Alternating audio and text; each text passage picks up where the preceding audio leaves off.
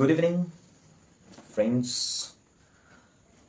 আজকের যে পোয়েট্রি কিংবা আজকের যে পোয়েম পড়তে চলেছি সেটা হলো আওয়ার ক্যাজুয়ারিনা ট্রি,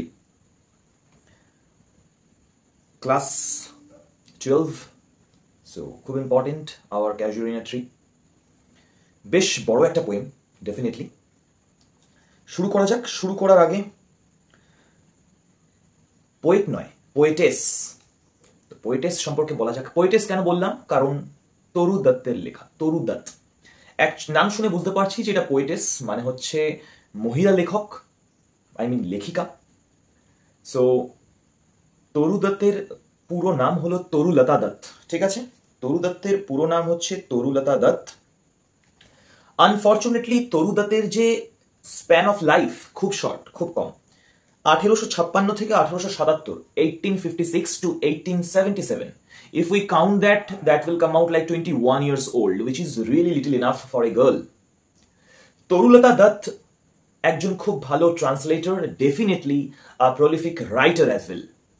ওকে, শুধুমাত্র যে ইংরেজিতে লিখেছে তা নয়, 3টে ভাষা সে জানতো। ক্লিয়ার?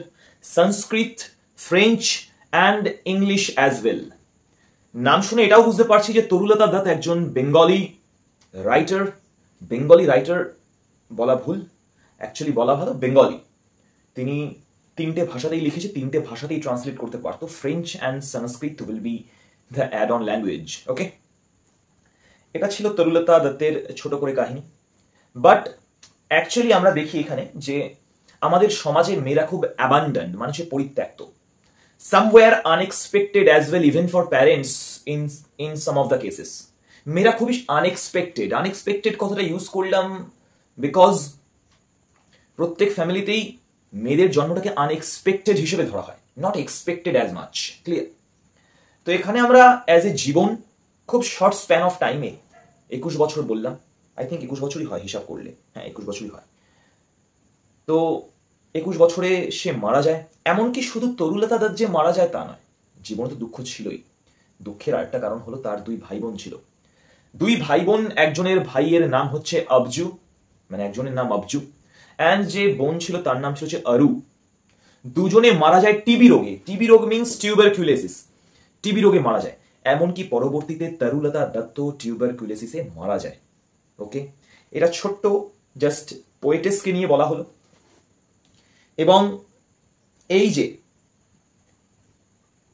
আওয়ার ক্যাজুয়ারিনা ট্রি নেওয়া হচ্ছে ancient ব্যালাডস and legends of Hindustan. ভালো করে মাথায় রাখবে, লিখে নেবে পয়েন্টগুলো। কবি পরিচিতি খুব ইম্পর্টেন্ট এখন প্রত্যেকটা চ্যাপ্টারে, বিশেষ করে পোয়েমে। ফর এক্সাম শর্ট কোশ্চেন আসবে, এমসিকিউ আসবে। কোথা থেকে নেওয়া হচ্ছে সেটাও খুব ইম্পর্টেন্ট। অবশ্যই লিখে রাখবে ancient ব্যালাডস and legends of Hindustan, এখান থেকে নেওয়া হয়েছে। ক্লিয়ার? এই কাব্য থেকে নেওয়া হয়েছে। আরো কিছু ফিচার বলি। তরুলতা দত্তের মোস্ট অফ দ্য পোয়েম কিছুটা autobiographical. It means where we can get a reflection of her own life. শুধু অটোবায়োগ্রাফিক্যাল বলে আমি থামবো না। তার এই পোয়েমটা বিশেষ করে কিছুটা ওড টাইপের। Ode, ODE।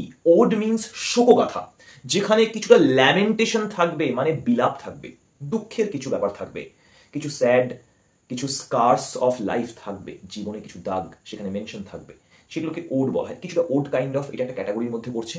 আর আরেকটা কি বললাম? অটোবায়োগ্রাফিক্যাল, যেটা সে নিজের জীবনকে রিফ্লেক্ট করে। ক্লিয়ার করতে পেরেছি?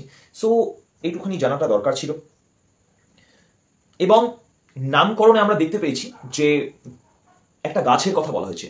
ক্যাজুয়ারিনা tree is a kind of a tree, যেটাকে অস্ট্রেলিয়ান পাইন বলেও ডাকা হয়। You can search it out in Google to see what kind of image it will come out. You can see that. Okay, তো Australian pine লিখে রাখবে। শুধু Australian pine নয়, এমনকি ক্যাজুয়ারিনা ট্রিকে শি ওক বলা হয়। শি ওক, ওক একটা গাছের ক্যাটাগরি বিনো। শি ওক কিংবা অস্ট্রেলিয়ান পাইন বলা হয়। ক্লিয়ার? নেক্সট, পোয়েমটা 5টা খণ্ডে বিভক্ত। 5টা খণ্ডে, প্রত্যেকটা খণ্ডে, প্রত্যেকটা ক্যান্টো 11 লাইনস করে আছে, 11টা লাইন করে। এখন 11টা লাইন কিভাবে আছে? 8খানা 3খানা, 8খানা লাইন। 8খানা লাইনকে ইংলিশে আমরা জেনেছি। ইংলিশে 8খানা লাইনকে কি বলি আমরা? 8খানা লাইনকে আগে জেনেছি যে আমরা অক্টেভ বলে থাকি 8খানা লাইনকে, 6টা লাইনকে সেস্টেট বলে থাকি, তাই তো? আমরা সনেট যখন আলোচনা করছিলাম, when we were discussing about sonnet, we came to know that the first 8 lines কি বলা হয়? Octave, and the next 6 lines is called sestet. But এখানে তো 8খানা লাইনের পরে আর কয়টা লাইন বাকি থাকছে প্রত্যেকটা ক্যান্টোতে? 3টে করে লাইন। সো 3টে লাইন থাকলে তাকে ইংলিশে কি বলা হয়? That is called tercet. সেটাকে ইংলিশে টারসেট বলা হয়ে থাকে। 3টে লাইন টারসেট। লিখে রাখবে, octave plus tercet means 11 lines, 11খানা লাইন একটা ক্যান্টো। তো 11খানা লাইনের প্রত্যেকটা ক্যান্টো 5খানা আছে। তো 5 × 11 55 লাইনস একটা পোয়েমে। 11টা লাইনের 5টা ক্যান্টো আছে, প্রত্যেকটা ক্যান্টো 8 আর 3 করে ডিভাইডেড, প্রত্যেকটা নয় বাট ডিভাইডেশনটা এরকমই। তো 3খানা লাইনকে টারসেট বলা হয়, 8খানা লাইনকে অক্টেভ বলা হয়। বোঝা গেল এইটুখানি? So this was a background plot. আশা করি বোঝা গেছে, এর থেকে বেশি কিছু খুব একটা লাগবে না। So move to the poem. Okay, প্রথমেই বলছে like a huge python. Python মানে ময়াল সাপ, সাপ python. Like a huge python winding round and round, প্যাচিয়ে আছে গাছের মধ্যে। ওয়াইন্ডিং মানে প্যাঁচানো, রাউন্ড অ্যান্ড রাউন্ড, গোল করে প্যাচিয়ে আছে। দ্য রাগেড ট্রাঙ্ক, আচ্ছা রাগেড মানে হচ্ছে খুব অমসৃণ, খড়খড়ে, তাকে রাগেড বলা হয়, রাগেড ট্রাঙ্ক।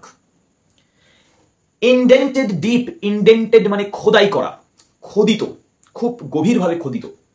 উইথ স্কার্স, স্কার কথার মানে ঘা, স্কার মানে গভীর, সেই খোদাই করা অংশগুলোকে স্কার বলছে, ঘা হয়ে গেছে, সেই জায়গাগুলোতে ঘা হয়ে গেছে, ডিপ ভাবে ঘা হয়েছে, তার জন্য স্কার বলছে। Actually this scars reflects the life of Torulata Dutt. আমি আগেই বলেছি যেহেতু এটা অটোবায়োগ্রাফিক্যাল, তো এখানের যে কনসেপ্টগুলো is very much relatable with the life of poetess. Clear? Third line, up to its very summit near the stars. এত উঁচু উঠে গেছে গাছটা, একদম আকাশ কিংবা তারা ছুঁই ছুঁই। সামিট মানে হচ্ছে উচ্চতা বোঝাচ্ছে, সামিট পাহাড়েও তো হয়, উচ্চতা বোঝায়, তো এখানে উচ্চতা বোঝাচ্ছে। ঠিক আছে, বোঝা গেল? কিন্তু এই যে থার্ড লাইনটা একটু আমরা যদি ফলো করে দেখি, বলছে এতটাই উঁচু যে তারাকে ছুঁয়ে নেবে। তারাদের ছোঁয়া কি পসিবল একটা গাছের পক্ষে? পসিবল নয়, উইচ ইজ ইম্পসিবল। এরকম ইম্পসিবল লাইনকে কোন ফিগার অফ স্পিচ বা কোন অলংকার দ্বারা আমরা ডিনোট করতে পারি শিখিয়েছিলাম। কোনো কিছু লাইন যেটা বাড়িয়ে চাড়িয়ে বলা হয়, যেটা একটু আনইমাজিনেবল এক প্রকার, ঠিক আছে, সেগুলোকে বলা হয় exaggeration, means hyperbolic expression. Hyperbole, hyperbole is a figure of speech, is a kind of a figure of speech. Okay, next লিখে রাখবে প্রত্যেকটা point, you should note down. A creeper climbs in whose embraces bound. creeper মানে হামাগুড়িও creeper বোঝায়, আবার এখানে creeper মানে লতানো গাছকে বোঝাচ্ছে। একটা ক্রিপার লতানো গাছ ঠিক উঠেছে, গাছ বেয়ে বেয়ে, ক্লাইম্স মানে উঠেছে, এবং জড়িয়ে আছে, হাগ করে আছে। এমব্রেস মানে জড়িয়ে থাকা, সেই হাগ যেটা আমরা বুঝি, অ্যাকচুয়ালি হাগকে এমব্রেস বলে থাকে, তো সেটা জড়িয়ে আছে এখানে। বাউন্ড একদম বেঁধে রেখেছে। No other tree could live, যদি এইভাবে কাউকে বেঁধে রাখতো, কোনো গাছ এটা বাঁচতে পারে না। যদি একটা ক্রিপার বা একটা এরকম লতানো গাছ যদি অন্য কোনো গাছকে এইভাবে আঁকড়ে ধরে বেঁধে রাখতো, এমব্রেস করে রাখতো টাইটলি, তাহলে কোনো গাছ বাঁচতে পারে না। This reflects the life of Torulata Dutt, mind it. But gallantly, কিন্তু খুব সাহসিকতার সাথে, the giant wears the scarf. Giant বোঝাচ্ছে দ্যাট ট্রি, সেই বড় দৈত্যসম গাছটা ওড়নার মতো করে নিয়ে নিয়েছে ওই ক্রিপারটাকে, মানে কোনো ম্যাটারই করছে না তার কাছে, নট মাচ বদার্ড, জড়িয়ে আছে তো কি আছে, স্কার্ফের মতো করে গ্রহণ করে নিয়েছে, অ্যাকসেপ্ট করে নিয়েছে। অ্যান্ড ফ্লাওয়ার্স আর হাং, ফুলগুলো ঝুলে আছে, in crimson clusters all the bows among. কিরকম করে ঝুলে ঝুলে আছে, এবং ক্রিমসন, যারা ছবি আঁকো তারা বুঝতে পারবে, ক্রিমসন হচ্ছে লাল রং, ক্রিমসন একটা ডিপ লাল রং, ক্লাস্টার মানে একসাথে জড়ো হয়ে আছে, ক্লাস্টার, তো বোঝাচ্ছে যে crimson cluster all the bows among, তো এই ক্রিমসন কালারের ফুল একসাথে জড়ো হয়ে ঝুলে আছে সমস্ত বোতে, বো মানে শাখা প্রশাখায়। ওয়ার অন, যার উপরে, all day are gathered bird and bees, যার উপরে কারা গ্যাদার হচ্ছে, পাখিরাও এসে বসছে, বি এসে বসছে, মৌমাছি এসে বসছে। And oft, O F T, আমরা আগের পোয়েমে পেয়েছিলাম যে ল্যাটিন আর্কাইক ওয়ার্ডস, যেরকম দাউ মানে ইউ, নেই মানে নো, সেরকম এটা একটা ল্যাটিন আর্কাইক ওয়ার্ডস, যেটা অফট মানে হচ্ছে অফেন, প্রায়। অ্যান্ড অফট লিখে রাখবে ল্যাটিন আর্কাইক ওয়ার্ডস, অফেন, এগুলো হচ্ছে মিডিয়াভেল টার্ম, ঠিক আছে, মধ্যযুগীয় ভাষা কিছু কিছু টার্ম। অ্যান্ড অফট মানে অফেন অ্যাট নাইটস রাতের বেলা দ্য গার্ডেন ওভারফ্লোজ মানে সেই বাগানটা ওভারফ্লো উপচে ওঠে কিসের দ্বারা উইথ ওয়ান সুইট সং একটা খুব সুন্দর গানের দ্বারা দ্যাট সিমস যেন মনে হয় টু হ্যাভ নো ক্লোজ গানটার কোনো এন্ড নেই গানটা যেন থামতেই চাইছে না বোঝা গেল তাহলে সহজ আছে sang darkling from our tree while men repose darkling বলতে সেই ছোট ছোট পোকাকে বোঝাচ্ছে ঝোপঝাড় কিংবা জঙ্গল কিংবা বাগানের ছোট ছোট পোকা সেই আমাদের মানে সোকল ঝিঝি পোকা হতে পারে তো তাদের গান কিন্তু শোনা যাচ্ছে তারা গান গাচ্ছে সাং মানে গান গাচ্ছে কখন গান গাচ্ছে যখন ওয়াইল মেন রিপোজ রিপোজ মানে ঘুমন্ত অবস্থা শান্ত অবস্থা সুপ্ত অবস্থাকে বোঝায় যখন ছেলেরা ঘুমাচ্ছে অ্যাকচুয়ালি এই লাইনটাও ইন্ডিকেট করছে একটা রিয়েল লাইফ সিনেরিও কোন রিয়েল লাইফ সিনেরিও কারণ দিনের শেষে ছেলেরা খাটাখাটনি করে আসে to earn the bread and butter এবং রাতে তারা ঘুমায় এই যে খাটনি এই যে টয়েল মানে হার্ড ওয়ার্ক এটাকে বোঝাচ্ছে এখানে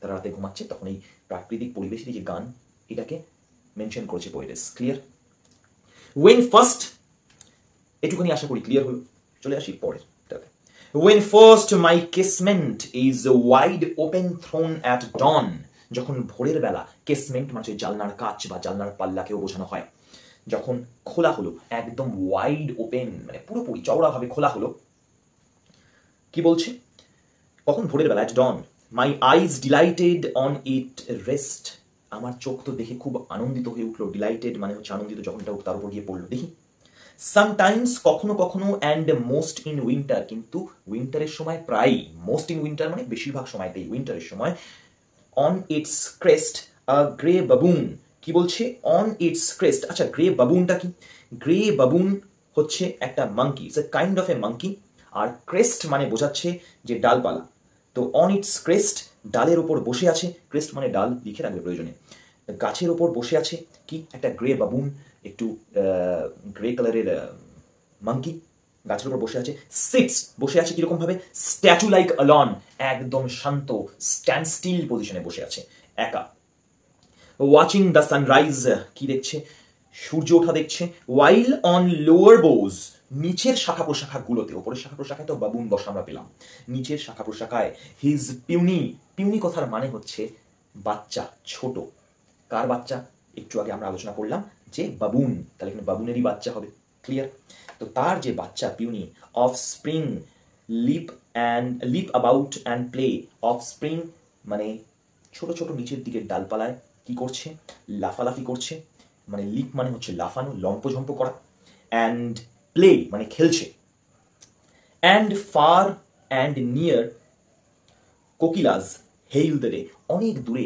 কোকিলের ডাক যেন একটা দিনকে অভ্যর্থনা জানাচ্ছে ওয়েলকাম করছে হেইল মানে অভ্যর্থনা জানানো ওয়েলকাম করা মানে সকাল বা দিনকে ওয়েলকাম করছে একটু আগে আমরা ভোরের ব্যাপারটা পেলাম ডন মানে ভোর প্রভাত ঠিক সূর্য ওঠার আগের কন্ডিশনকে ডন বলা হয় তারপরে তো অবশ্যই দিন চলেই আসবে তাই না and to their pastures wend our sleepy cows কি বলছে এই যে গান শুনে কোকিলের গান শুনে কি হচ্ছে এই যে প্যাস্চার্স মানে তৃণভূমিতে যে তৃণভূমিতে কাউগুলো চড়ছিল ওয়েন্ড স্লিপি বলেছে কেন রাত জাগা হয়তো তার জন্য স্লিপি বলেছে ঘুম পেয়ে গেছে তাদের ওয়েন্ড মানে চলে যাওয়া ওয়েন্ড মানে চলে যাওয়া তো গান শোনার পরে কোকিলের গান শোনার পরে মানে দিন বা ভোর হয়ে যাওয়ার পরে এরা চলে যাচ্ছে কারা চলে যাচ্ছে এই কাউগুলো স্লিপি কাউজ ক্লিয়ার প্যাস্চার্স মানে তৃণভূমি মিডো এক প্রকার দেন কি বলছে and in the shadow on the broad tank cast ভালো করে লাইনটা বুঝবে in the shadow on the broad tank cast এখানে ট্যাঙ্ক বলতে যে ট্যাঙ্ক আমরা জলের ট্যাঙ্ক বুঝি তা নয় এখানে ট্যাঙ্ক বলতে বোঝাচ্ছে জলাশয় কোনো খাল বিল এটাকে ট্যাঙ্ক বোঝাচ্ছে তো এই ট্যাঙ্কের মধ্যে কাস্ট হয়েছে কাস্ট মানে কোনো কিছু তৈরি হওয়া এই জলাশয়ের মধ্যে তৈরি হয়েছে এই বিলের মধ্যে তৈরি হয়েছে কি তৈরি হয়েছে এন্ড কার পাশে তৈরি হয়েছে এটা ভালো করে বুঝতে হবে শ্যাডো তৈরি হয়েছে in the shadow on the broad tank cast broad tank বলতে বড় একটা খাল বা বিলের উপর কাস্ট হয়েছে শ্যাডোটা পড়েছে তৈরি হয়েছে শ্যাডোটা বাই দ্যাট হোর ট্রি হোর কথার মানে পুরনো ওল্ড পুরনো গাছের পাশে বড় একটা জলাশয়ে সেই ছায়াটা তৈরি হয়েছে ছায়া বা শ্যাডোটা তৈরি হয়েছে গাছের যে শ্যাডোটা তৈরি হয়েছে ক্লিয়ার করতে পেরেছি সো বিউটিফুল অ্যান্ড ভাস্ট খুব সুন্দরভাবে তৈরি হয়েছে এবং অনেকটা বড় ভাবে তৈরি হয়েছে ভাস্ট মানে অনেকটা বড় দ্য ওয়াটার লিলিজ স্প্রিং, ছোট ছোট যে জলের উপর যে ওয়াটার লিলি হয়, যে লিলি ফুলগুলো যে ওয়াটার লিলি হয়, সেগুলো ফুটে আছে। স্প্রিং মানে ফুটে থাকা, এমন ভাবে ফুটে আছে লাইক স্নো এনমাস্ড। স্নো এনমাস্ড মানে কি বলছে? স্নো এনমাস্ড, একসাথে স্নো গুলো জড়ো হয়ে থাকা, তাকে বলা হচ্ছে snow enmassed. Snow enmassed, clear? আমরা একটু একটা লাইন পেলাম, লাইনটা ভালো করে ফলো করবে। Follow this line. And far and near kokilas hail the day, and far and near kokilas hail the day. Far and near দুটো বিপরীত শব্দ, বোথ অপোজিট ওয়ার্ড। ফার মানে দূর, নিয়ার মানে কাছে। যখন দুটো বিপরীত শব্দ উইদিন এ সিঙ্গেল সেন্টেন্স বসে, এটা একটা ফিগার অফ স্পিচকে ডিনোট করে। কোন ফিগার অফ স্পিচ বলে? সেটা হচ্ছে অক্সিমোরন। মোরন কথাটা একটা গালাগালি ইংলিশে, but jokes apart, oxymoron when two opposite words are placed side by side and makes a meaningful expression. যেমন আমি যদি বলি darkness bright, ওকে, এই দুটো যে শব্দগুলো পাশে বসছে, এগুলো বিপরীত শব্দ পাশে বসে একটা এক্সপ্রেশন তৈরি করছে। এই ধরনগুলোকে বলা হয় অক্সিমোরন, ফিগার অফ স্পিচ। এটা একটা, যেরকম আগে আমরা পেলাম একটা হাইপারবোল, এটা একটা ফিগার অফ স্পিচ, মনে রাখবে। এনমাস্ড মানে জড়ো করা, একটু আগে বললাম লাস্ট লাইনটা। but not because of its magnificence. magnificence মানে কি? বলছে আমি গাছটাকে ভালোবাসি শুধুমাত্র এর বৃহৎ, এই বৃহৎ মানে magnificence বলছে। এই বৃহৎ গাছের জন্য আমি গাছকে ভালোবাসি না। কেন বাসি? আসছি এবার। dear is the casuarina tree to my soul.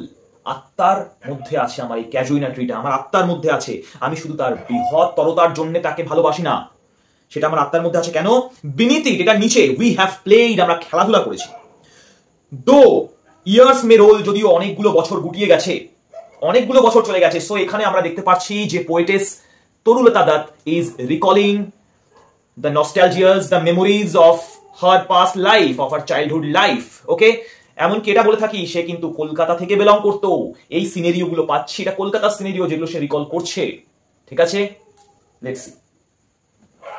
O sweet companions, সঙ্গীদের কথা মনে করছে। সুইট কম্প্যানিয়ন্স, বন্ধু বান্ধবের কথা, যেটা ছোটবেলা ছিল।